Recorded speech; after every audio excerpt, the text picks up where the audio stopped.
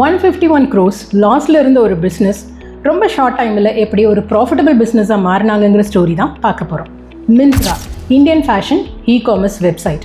Flipkart மிந்த்ராவை purchase பண்ண டைமில் லீடர்ஷிப், இன்வென்ட்ரி, கஸ்டமர் மெயின்டெனன்ஸ்னு ஏகப்பட்ட இஷ்யூஸ்னால பிஸ்னஸ் ரொம்ப லாஸில் போக ஆரம்பிச்சது.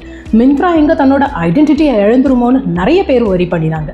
அந்த டைமில் தான் 2020ல் மைக்ரோசாஃப்டோட Azure and Power BI tools மூலியமாக கிட்டத்தட்ட 100க்கும் மேலான ரிப்போர்ட்ஸை டேஷ்போர்டில் விஷுவலைஸ் பண்ணுறாங்க. இதன் மூலிமா பீக் பிஸ்னஸஸ் எது, சீசனல் பிஸ்னஸஸ் எது, டிமாண்ட் அண்ட் சப்ளைல என்னென்ன மாதிரியான இஷ்யூஸ் இருக்குது அப்படிங்கிறத ரொம்ப அழகாக விஷுவலைஸ் பண்ண முடிஞ்சது. சே ஃபார் அன் எக்ஸாம்பிள், இப்போ சம்மர் ஆரம்பிச்சிச்சு.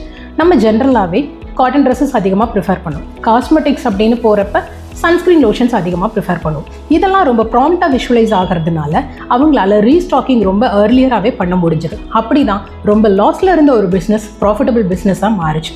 இந்த மாதிரியான சச் அ பவர்ஃபுல் டூலை நீங்கள் லேர்ன் பண்ணணும்னு நினச்சாலோ, அல்லது நீங்கள் ஒரு பிஸ்னஸ் ஓனராக இருக்கீங்க, உங்களோட பிஸ்னஸ் டேட்டாவை விஷுவலைஸ் பண்ணி ப்ராப்பர் ரிப்போர்ட் ஜென்ரேட் பண்ணி கொடுக்கணும்னு நினச்சாலோ, யூ கேன் அப்ரோச் டாண்டம்.